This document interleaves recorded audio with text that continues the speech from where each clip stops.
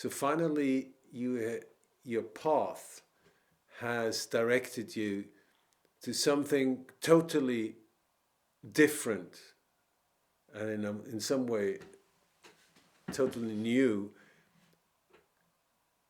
It's golf as a meditation, or golf as a path to meditation, or golf as Zen golf, the inner golf, whatever you call it.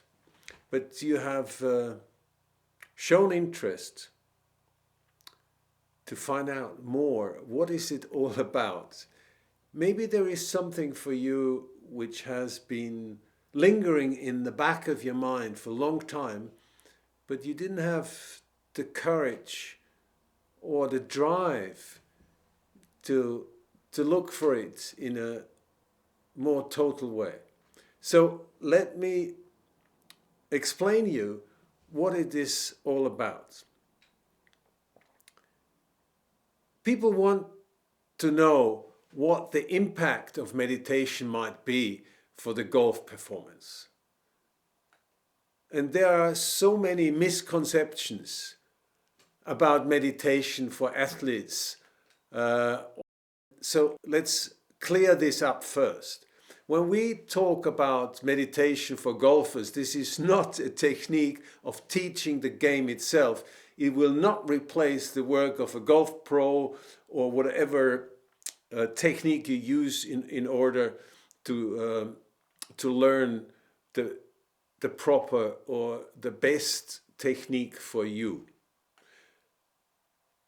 So, but that's also not completely the right answer. It's actually a way to find your deepest truth, whether that's your potential or whether that's just glimpsing the true nature of your human existence.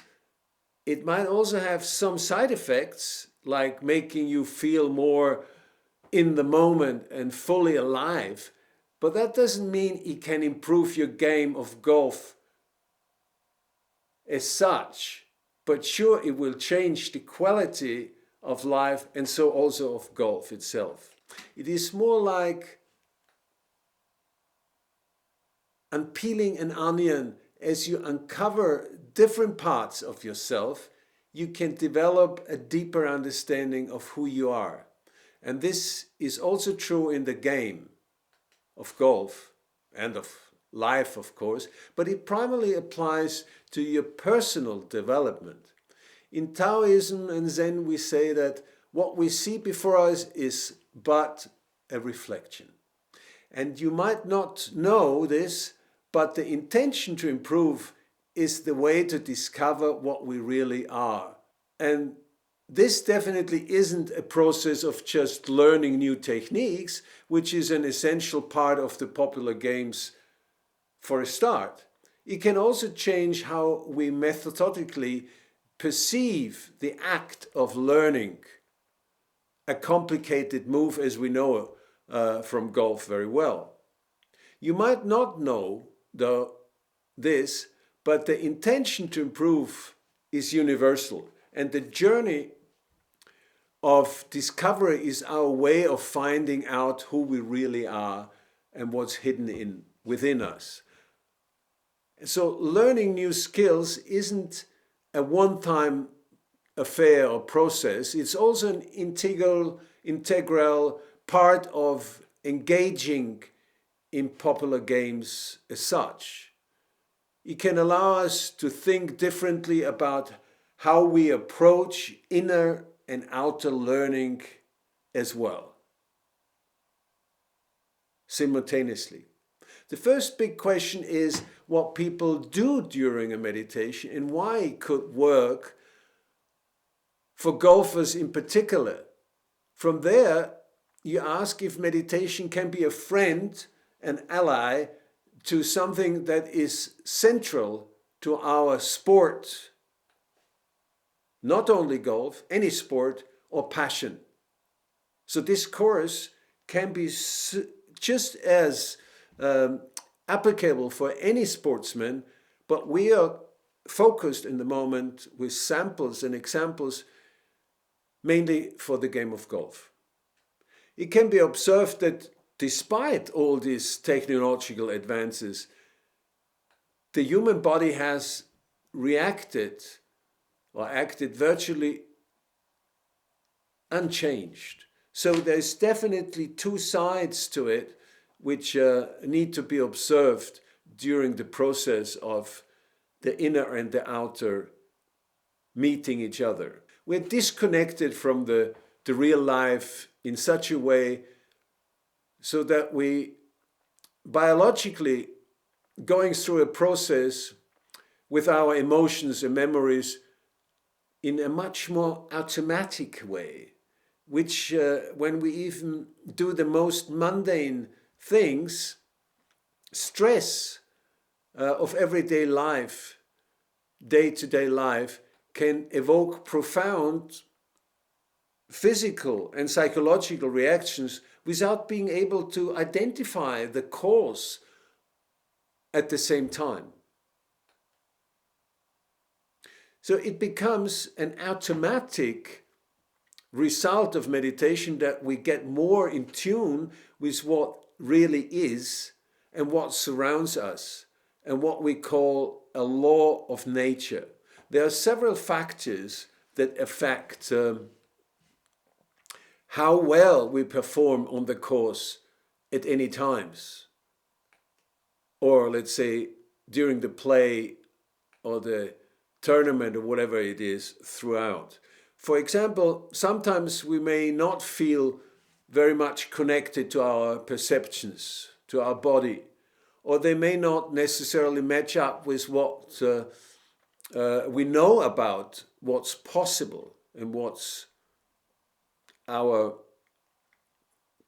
potential. In any case, this often leads to us performing much below our level of capability, and we are really distractible so easy and in such a way that we often miss out on many opportunities which offer themselves continuously.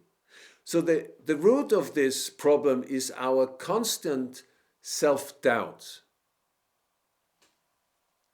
self-questioning that never lets up underneath to what we are perceiving or we becoming aware of. And how, in contrast, we can effortlessly sometimes hit a golf ball from our true potential without paying any attention to the shot is a phenomenon that we especially observe in moments of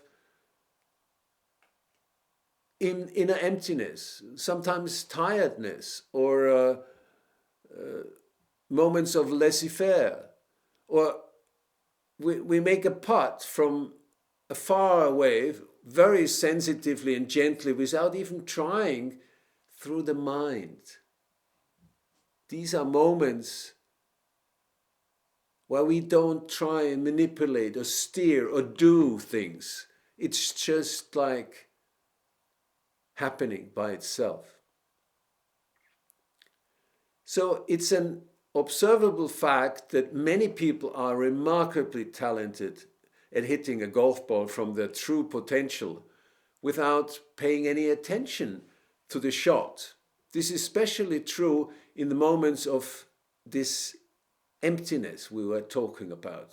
And how, in contrast, we can effortlessly hit a golf ball from our true potential without paying attention to the shot is a phenomenon that we can especially observe in moments of inner silence, stillness, and emptiness.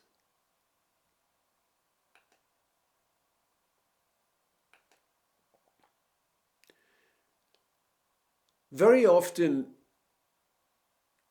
I've heard people saying that the players who think the least, and it comes often in a very negative connotation as saying like the stupid ones, seem to have no problem and never get distracted or bothered by their mind questioning. But in fact, It has nothing to do with that.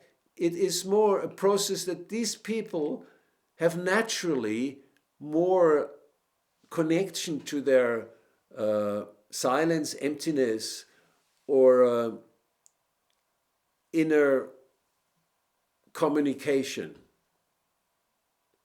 And basically, we need both for different situations in life, but we need to develop those ends which seem to have gotten the least attention so far.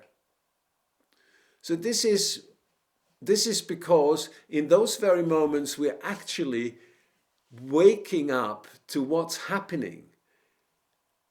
Quite simply, what is. I always say, isnness is my business, is not my wording. My master Osho loved this. It has been a constant reminder for me over the years. So, and this is where meditation can make a big difference. So if we carry out a restart, or call it a reset, please, completely different from what Mr. Klaus Schwab and the World Economic Forum intends to do with us and the world. But a reset of our body-mind organism and restore our natural abilities, a bit like all the child bring with them in the early years. This is simply a natural consequence of meditative practices as we involve ourselves, or how we learn to get, or how we learn to use for our inner development of the inner golfer, of the inner game, of the inner golf. You automatically reinstall your original operating system, OS. So it's not that you from the outside kind of imbibe or inhale a new thing. It's something what you carry within you all the time, and you've just forgotten to use or to be in touch with. So meditation is a practice time, and golf is also a practice time. And at one point, golf and meditation is golf for you, and golf is meditation for you.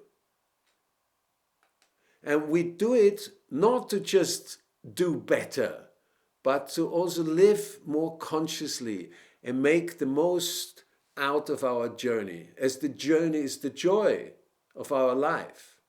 Once you have reached to the eternal goal, whatever you call it, enlightenment or whatever.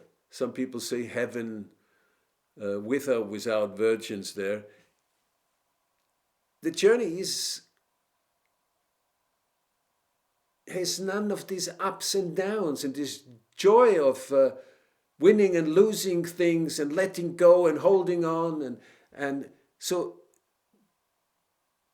the dramas are also part of the journey. And looking back, the dramas make the soup salty. So it's fun, it's healthy, and provides peace of mind. Meditation, or let's say in that sense, the meditative golf.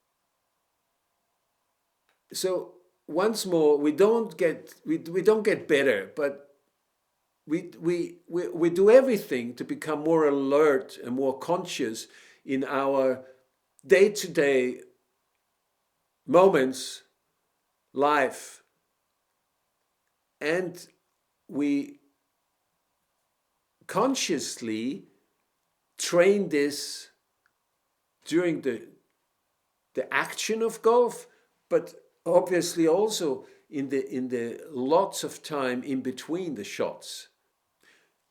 So the path, whatever we call it, to the inner golf champ, or the path to enlightenment, or the path to reach nirvana in golf, whatever, is achieved by being aware, step by step, and which automatically leads to improved golfing, whether we want it or not. But it has nothing in particular to do with your scoring, day-to-day scoring. So it's not, let's say you play a wonderful round of golf after your meditation, and you think, now you got it. And now you have the technique to even get better. You will get hit by existence, by yourself. You're still in the mind. And whether the mind is pink or green or blue, it's the mind. Whether you are a Tiger Woods or a 36 handicapper, it doesn't matter.